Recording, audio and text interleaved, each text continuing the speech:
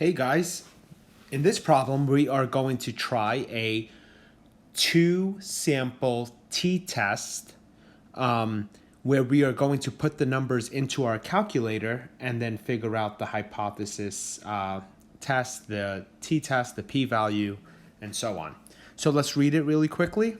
A large pet store buys the identical species of adult tropical fish from two different suppliers, the Buy Right Pets and the Fish Friends. Several of the managers at the pet store suspect that the lengths of the fish from Fish Friends are consistently greater than the length of the fish from Buy Right Pets. Random samples of 8 adult fish of the species from Buy Right Pets and 10 adult fish of the same species from Fish Friends were selected, and the lengths were recorded. Okay, so they gave you the exact numbers. They gave you the mean, the standard deviation. This standard deviation, we spoke about this many times in previous videos. This standard deviation belongs to these 8 fish, okay? So these 8 fish is what the standard deviation belongs to. In other words, this is S. In other words, we are going to do a T. So the question says, do the data provide convincing evidence that the mean length of the adult fish of the species from Fish Friends are greater? Now, they didn't give you an alpha. I'm going to choose alpha equals 0.05. Let's start. This is a hypothesis test. It says, does it provide convincing evidence? Okay, so that's a hypothesis test. And what we are going to do here is we're going to start with step 1, which is HL. We're going to say, I'm going to call this 1 for Buy Right Pets. And basically, mu1 equals mu2 says that there is no difference between the two lengths. HA, or some college textbooks call it H1, mu1 is less than mu2. Now, I know it says greater, but I'm letting Buy Right be mu1, so mu1 is less than mu2. I don't know that mu1 and mu2 what they are, so I need to define the parameter of interest. So I'm going to say where mu1 is, now mu is an average, so is the mean length of the tropical fish from Buy Right. Okay, you guys take your time. I'm not going to write too much about defining the parameters, but you guys have to always define the parameters, okay? Remember that mu is a mean from, in this case, Fish Friends. Great. So that's step 1. We're done right there. That's step 1, okay? Step 2 is the conditions. Now, guys, it doesn't tell you that it's approximately normal. It does tell you that they are random. The random sample, okay, so the stem of the problem states that they're random, but it doesn't show you normality. Now, you can't say n is greater than 30 because it's not. They gave you the exact data. You must draw a graphical display or they will take off points. So I put this into all these numbers into my L1 and L2 already. If you want to pause the video, you guys can pause it and then you guys can try it yourself, okay? So I put all those into L1 and L2, and I got the 5-number summary, okay? So these are the numbers that I got when I did this for Buy Right and for Fish Friends. Now, the way that you get it is you have to do each one separately. You got to do one var stat, so you press stat. So you press stat, then you go over to calculate. You choose number 1 for one var stat, and then you do L1 by itself, and then you have to do it again and do L2 by itself, okay? You get this 5-number summary. You draw 2 box plots. Now, I know this guy looks a little bit skewed to the right. I know that. You cannot do this problem unless they're approximately normal, okay? So we're going to draw these box plots. We're going to label the box plots.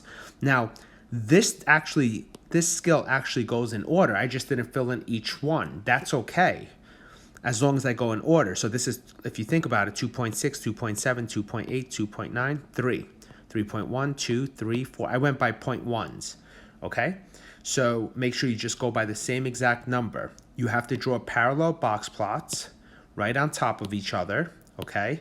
And then you have to write this down. The stem of the problem states that the fish were randomly chosen, and since the distribution shows no extreme skewness or outliers, we can assume that they are both approximately, sorry, that was, got corrected accidentally, approximately normally distributed, okay? So the box plots show.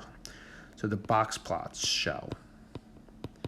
So you must show those, and that's step 2. Step 2 is your conditions, and they are basically met. Okay, step 3, t equals x bar 1 minus x bar 2 all over s squared 1 and 1 plus s squared 2. Now, if you guys forgot why this part is 0, look at the previous video, okay? So, now with this being said, you have to fill in the numbers. They gave you these numbers right here, okay? But I want to show you something else. Let's assume they never gave you those numbers. I ran the whole test, okay? These numbers are, you can just always just fill them in, okay? One of them is going to be 8, the other one is going to be 10, and so on. But I want to show you what I did here.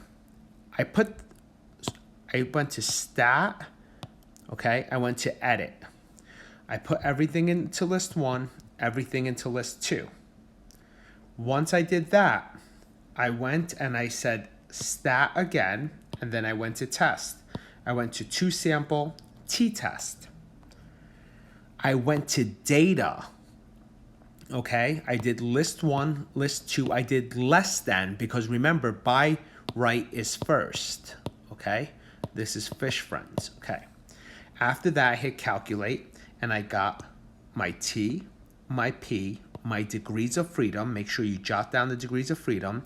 I got the 3.4, the 3.46, the 0.4342, and the 0.55015, which they gave you here. So that shows that you put the numbers in correctly, okay?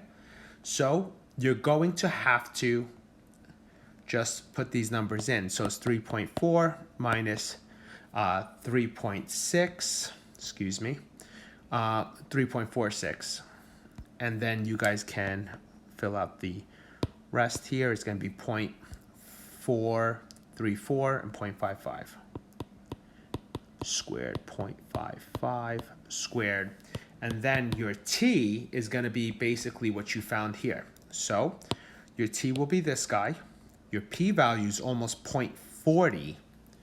So your t would be negative 0.26, and your p-value, so t is less than, remember, they have to match. This sign is negative, this guy is less than, okay, and that's going to equal to just about 0.40.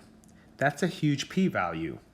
So our conclusion is, assuming HO is true, since the p-value is greater than alpha equal 0.05, we fail to reject HO, okay? We do not have evidence to suggest that the lengths are different. I'm sorry, to suggest that the lengths are greater from fish farm. To suggest that the length is greater from fish farm. And that's pretty much how you do it, okay? So take your time. You put everything into L1, everything into L2. You go to test. You go to 2 sample t-test. You make sure L1, L2, your frequency is always 1. I made this less than because by right is first. Calculate. Don't forget to jot down your degrees of freedom, okay? And then we get this, our arrow is always pointing down. You got to make sure that we're in proper notation. Fill in all your mechanics and make your conclusion, all right? You could put the p-value number here, which is 0.40. All right. Anyway, that's how you do it, and good luck. Leave a comment if you have any questions.